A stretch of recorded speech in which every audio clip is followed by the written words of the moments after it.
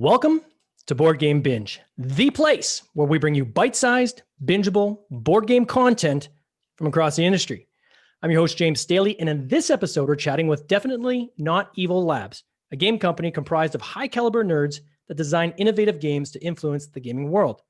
Last year, they successfully funded their party game, Switchuations, on Kickstarter. Representing the company today will be Sara Webb. Sara, welcome to the Binge. How you doing? Great. Thanks, James. Oh, it's good to have you. Now, when I hear a name like Definitely Not Evil Labs, the first thing I think is these guys have got to be evil. I mean, you can only say you're not definitely not evil unless you're evil. So how did that name come about? What was the genesis behind this? Oh my goodness. So we all got together in our meeting and we were trying to come up with a good name for a board game company, a publishing company. And we didn't want to use like all the old tired out, maybe we were like, let's use something local. Like there's a lot of Red Rocks here. Maybe we'll do like Red Rock Publishing, but there's already like local groups like that. Sure. And so we were like, okay, let's figure out what our main like adjectives that describe us as people. And we're going through and we always make jokes about how one of the guys in our group is definitely not evil. Like he's definitely not. So we wrote it up as a joke. And then like at the end of the brainstorming session, that just was the one everyone was like, okay, we have to go with that. Like, that's amazing. We got to do it. So started out as a joke and ended up being what we chose. Oh, I love it. And then you can shorten it obviously as DNE, which makes it easy to for any kind of tags and so forth you're doing. So now when you say the team, there's a large team behind this, isn't there? Yeah, there's a lot of us. So I think I last counted, at least looking at the picture, I was trying to count all the heads. Looked like there's about 8 or 9 people. So how did this team come together? Like that's a large like core team. Like usually most people will set a team up, will have like little extensions of a smaller group, but to have that many core members of a team is quite significant. So how did this come about? Yeah, so we so half of us worked at the local game store and we all got to know each other really well.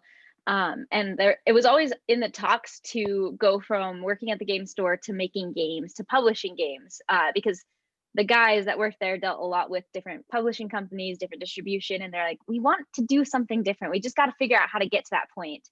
And then from there, they just kind of asked a few of us that they thought would be really, really good for this group. Also, a bunch of friends. So it's always fun to make group games together with friends. Sure. So then how did you like kind of coordinate the efforts? So, obviously you're going to have, the team. Is there someone that leads the team?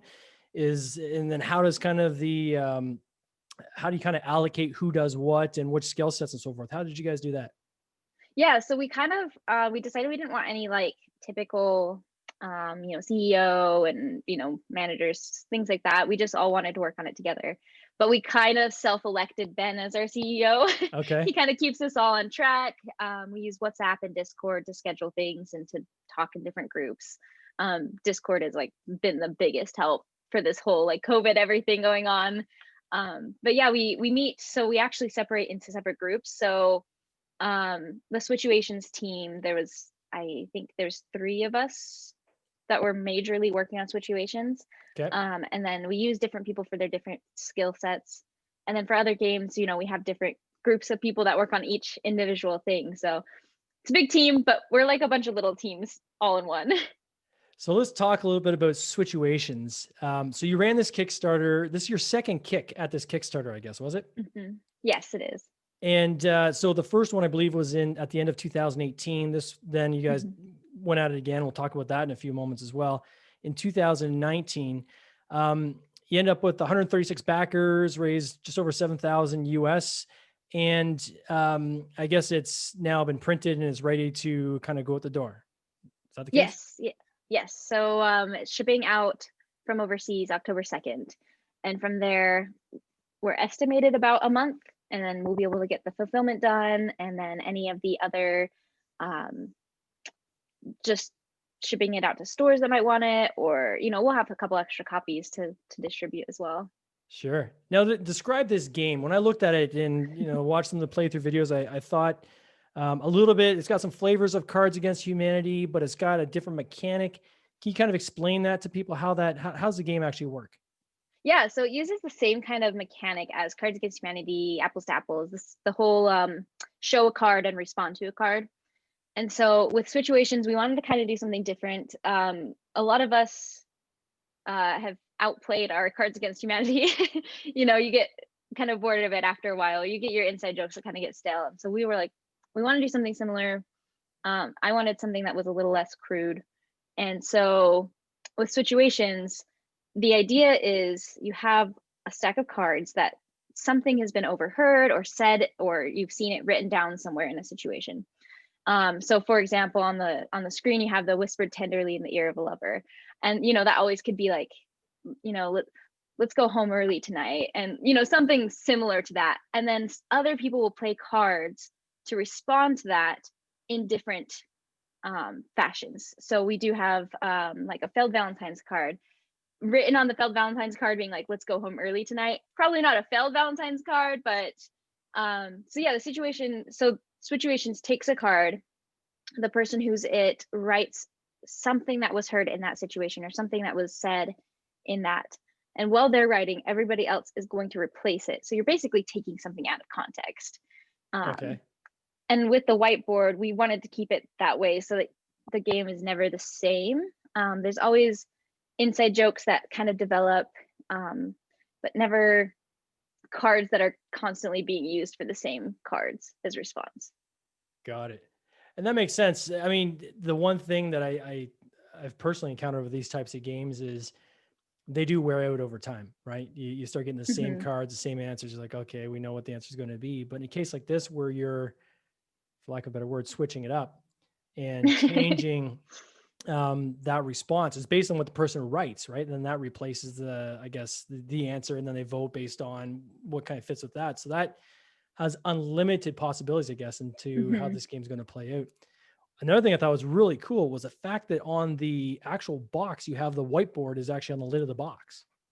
Yes, and the design that we have on our Kickstarter is not the final box design. It's a little bit different, but yeah, we wanted to keep the whiteboard as a component of the box. Because in some games when you have extra components, they'll get lost, or you can't find them, or they start to break down. Sorry. But yeah, that's the extra components we wanted to add to the game. Yeah, the new artwork definitely looks really nice, vibrant, colorful. For the people who are watching live, you can see it on screen. For anybody that's listening, I encourage you to go to the Kickstarter page, and then if you want to see the most recent, just go to the latest update. The latest update has all the new artwork, so you can see what it looks like. How many cards are in this box?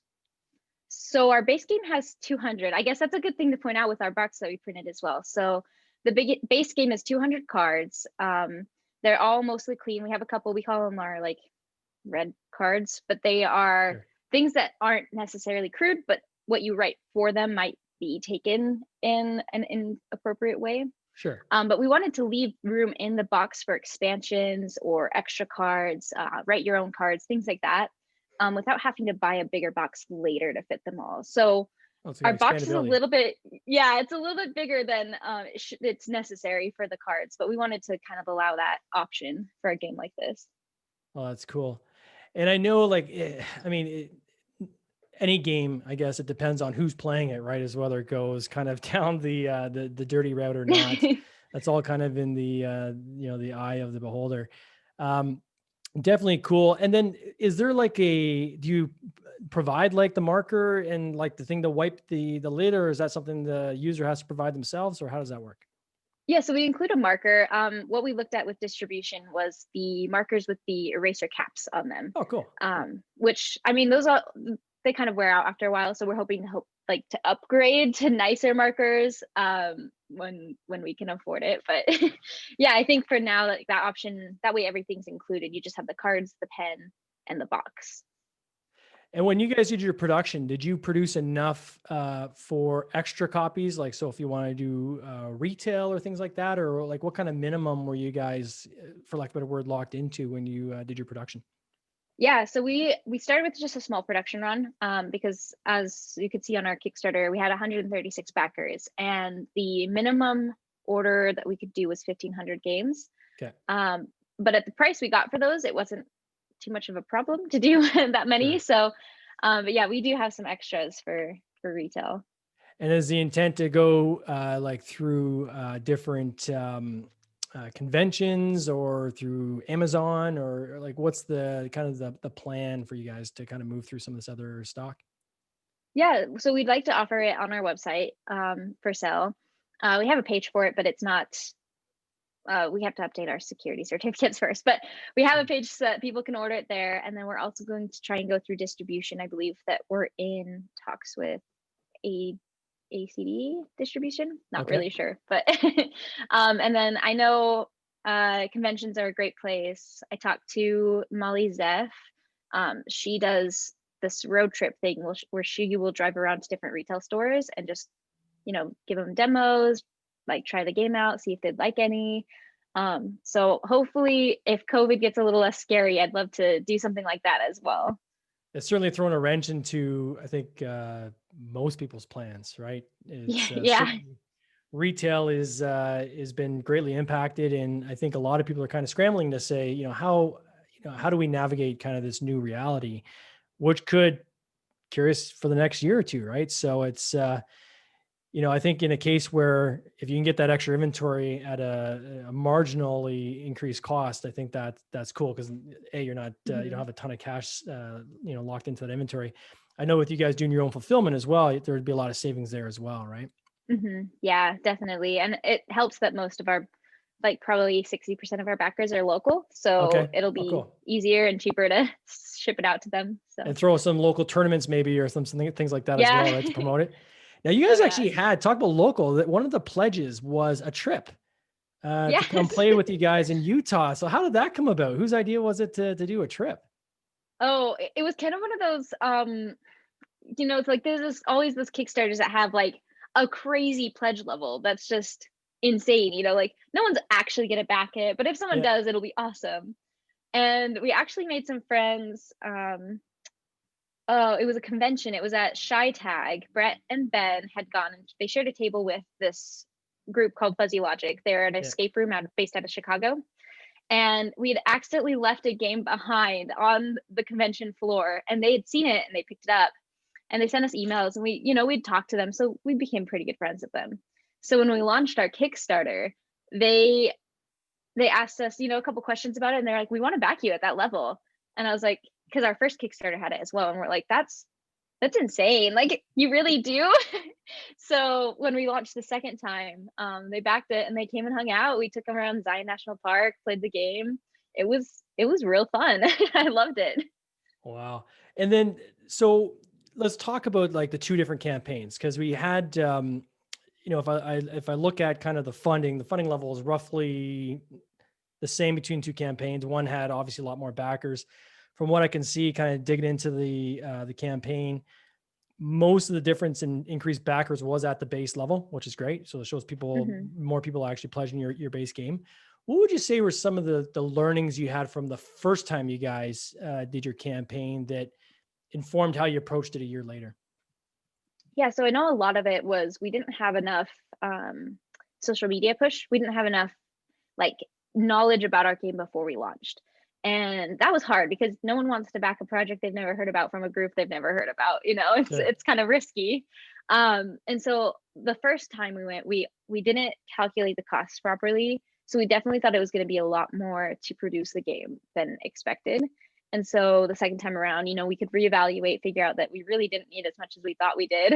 Yeah. And also, I mean, just getting more of that knowledge, that push out, getting the email campaigns, the social media followings, things like that always help. Yeah, I mean, I saw like I guess in the first campaign, I think your target was something like 30,000. I think was or 36,000 somewhere around there in the first Yeah. campaign, and second campaign, I think it was closer to the 7,000 mark, and that's hmm something that we see a lot in different Kickstarter campaigns when it's not that there's not interest in the campaign or that people aren't interested in the game. Sometimes just setting that initial target too high can be the difference between making it or not, right? So, hmm um, I've seen several campaigns like that where, they've got a huge following, everyone's ready to go. They don't quite make their target because they set the target too high. They come back at it again, lower the target to something they know that they can hit, and they end up getting their goal and they're able to get their game funded. So, uh, Yeah. You know, it's good to see that. What's some of the social media things that you guys did? Like, was there any approaches you took that you had to try to get creative in how you approached it to, obviously keep budgets low and so forth when you're promoting your game? Yeah, so I do a lot of I can't really call it graphic design. I don't do a lot of graphic design, but I have some Photoshop skills, so I can do some Sure. minimal stuff for our advertising.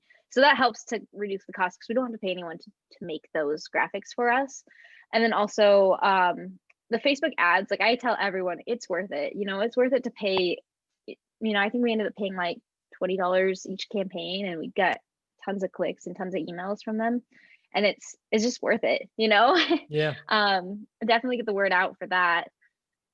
We did a giveaway this last time, just right towards the end of our campaign. We did a board game giveaway. Basically they just had to like our page, share the post, get some word out, tag a friend if they wanted extra entries, stuff like that. Sure. And yeah, that was like a small cost to us but a huge benefit for our campaign. Did you use any software for that to manage that contest? Like, was it using like Gleam or one of these? Like, how did you track like the cross tags and cross promotions that people did? Oh yeah, so we just did it on Facebook, so it made it easier to check everything there. Yep. I can't remember exactly Gleam sounds familiar. I'm not sure exactly what it is that we used, but I went through and it showed us all the different interactions. You could filter out like, I just want to see likes, I just want to see comments, I just want to see shares. That gave us kind of a good idea of who's doing what, and then you basically just have to enter it all in, and then it spins the wheel and selects a name. It was pretty straightforward. And with you guys, with a team of 8 people again, which is a large group, you're gonna have different skill sets coming in. You obviously have Mhm. design, there's logistics and so forth. Was there anything in the mix that you guys found across the team that you just didn't have that knowledge base and you had to go and find out for yourselves? Yes, there's actually a lot. So we do have a couple entrepreneurs in our group. So it was nice to know some people who have already tried to start businesses before and have successfully started businesses. But there was a lot of like the marketing. None of us knew how to market, so a lot of that was just Googling and researching. And then we also had a lot of just like the setup of the business. How we should all look at each other as because we're all owners, we're all equals, but we needed some kind of structure for that as Yeah. well. Yeah, something as So simple as the bank account, right? Like, whose name goes on the bank account? yeah, yeah, Kickstarter, they want names, right? They want addresses, so who becomes the lead in that regard, right? So, yeah. and then how did you guys kind of reel everybody in? So, if you had a smaller core team that was working on Switchuations, did you guys have a process you set up kind of on the fly to do kind of the checks and balances to maybe, I mean, 200 cards that's a lot of sayings and situations that you're coming up with, right? So how did you guys manage that process of the writing and the editing and kind of bringing all that together? So it's actually really funny because so I had the idea for Switchuations and I told Aaron, he's one of the guys in the company. I was like, hey, do you think that this would work as a game if we like made cards or something? And he's like, yeah, that sounds great. And the next day he texted me and he's like, me and Brennan have 400 cards. I was like, whoa, you guys got excited about that. So from there, I mean, we just, it's just play testing, figuring out which cards don't really hit as well and which cards are like great, but we don't want too many of the same style. We have this joke, a lot of the cards have something to do with grandma. So it's, said at grandma's birthday party, grandma's tombstone, grandma's last words. And there's a lot of, we didn't want to include too many of those grandma cards, we didn't Sure. want people to be like, okay, what is with these people and their grandmas? Like, but yeah, like it's just a lot of cooling down, and we have the original 400 plus cards that we'd come up with on just index cards. Yep. And then we went down to 300 and we have those on the little punch out business cards you can print on. Yeah. Yeah, so it took a while to kind of cool it down. And then we ran through 6 or so. We just had all of us look at the cards and try and find any spelling errors we could. And we've done that like so many times and we still miss so many. Oh yeah. Even our artist found some. We got a new artist for the new game that we have, the new edition of it. And he was like, I think you have some misspelled things in here. And I was like, no way, we checked it so many times. So yeah, just running through all those processes, it takes a while, but it's not too hard if you just, bug everyone to do it at different points. Yeah, you can become copy blind pretty quick. Hmm.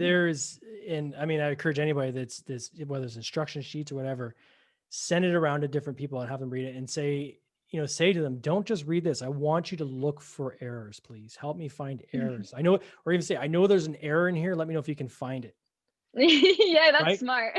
Because then they're actually going to look, because there's been times when I've had pieces that I circulate and you'll have like 8 people sign off, say, yeah, it's great, because they're assuming the other 7 people looked at it in Hmm. depth. Right. And if you have 8 people all doing that, now you got something riddled with errors.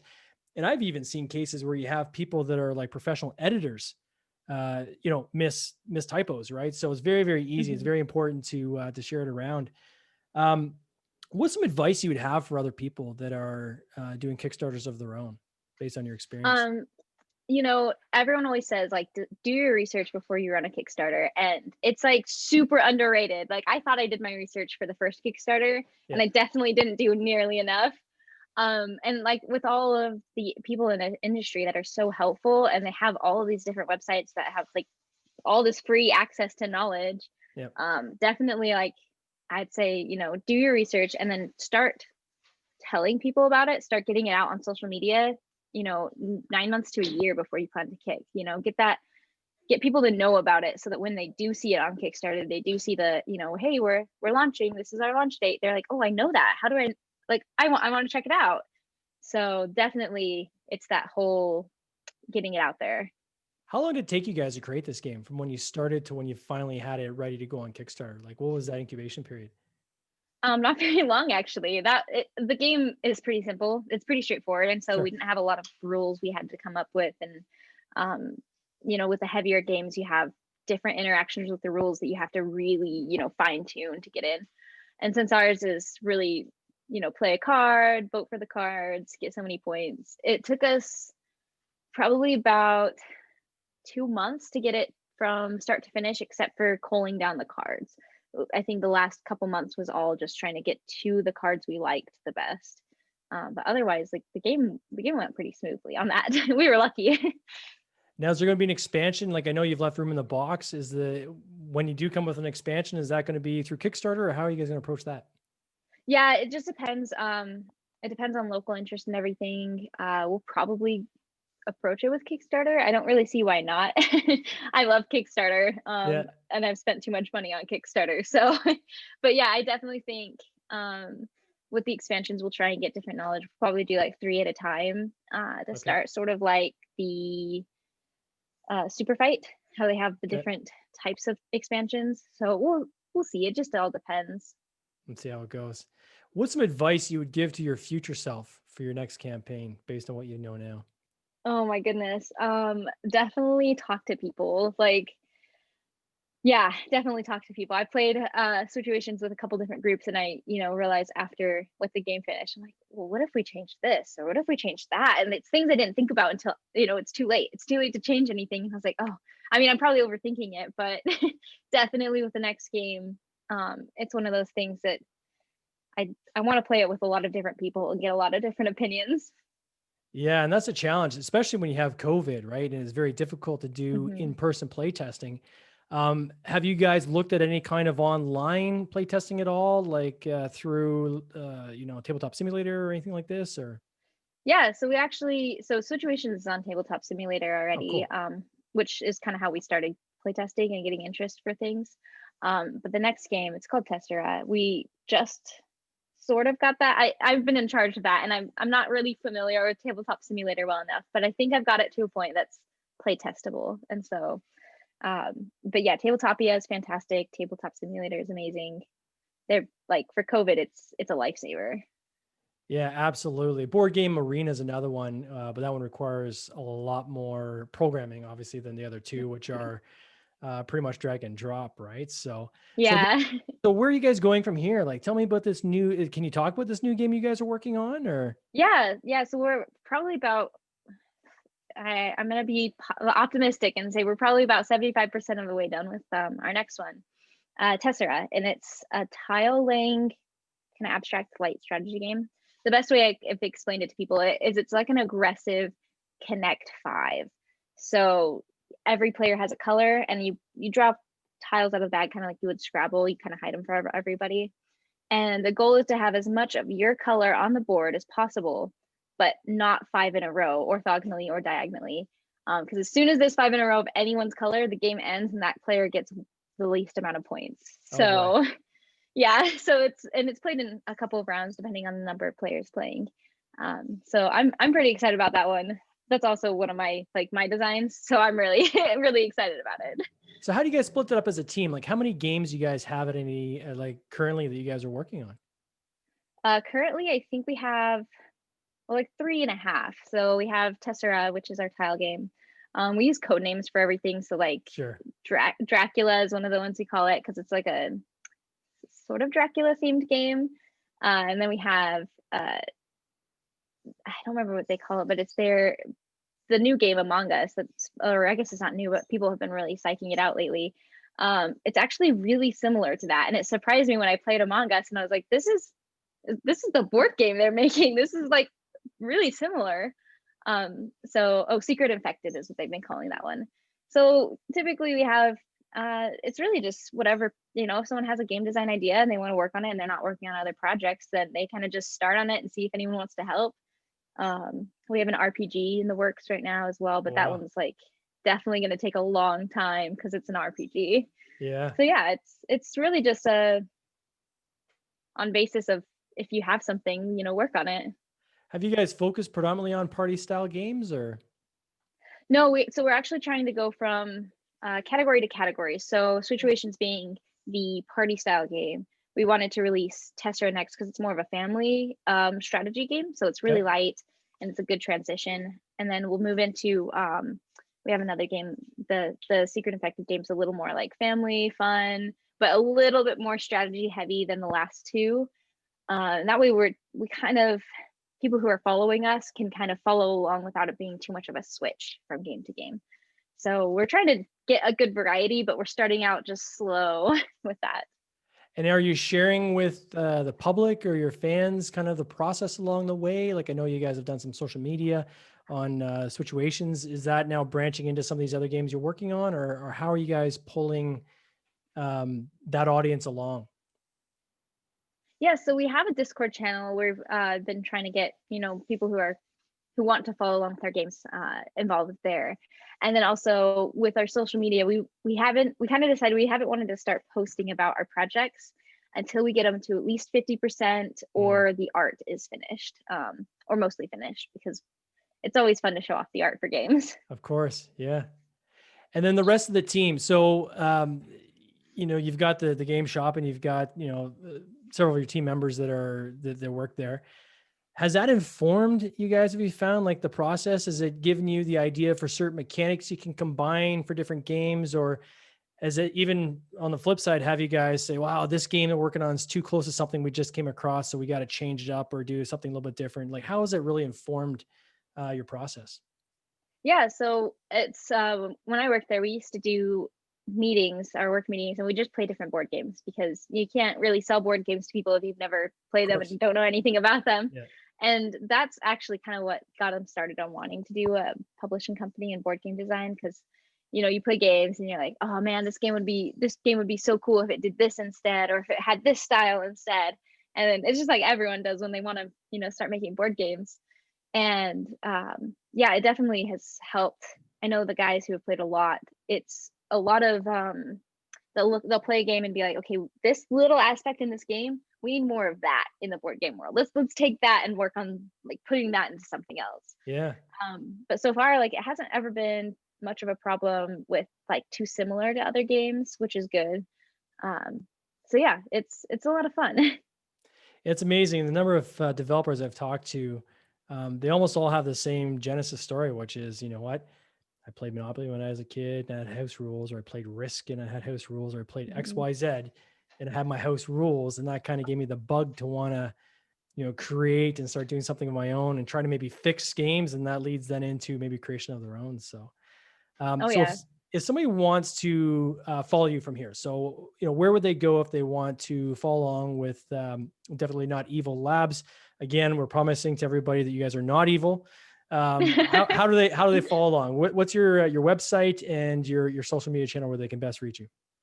Yeah, so our website is definitelynotevilgames.com. We also have, definitely not evillabs.com. We also have D&E Games, just shortened. It's a lot easier. It'll redirect there. And we have an email newsletter we send out every quarter, kind of talking about our projects, kind of what's going on with our current Kickstarter that's happening, any giveaways or anything of that sort we're doing on social media. And you can find that on our Facebook page, which is just facebook.com/D&E Games. Oh, perfect. Well, Sarah, it's been a pleasure learning about your company and about this game. And I wish you guys all the best of success on your future iterations. Thanks, James. All right. Thank you.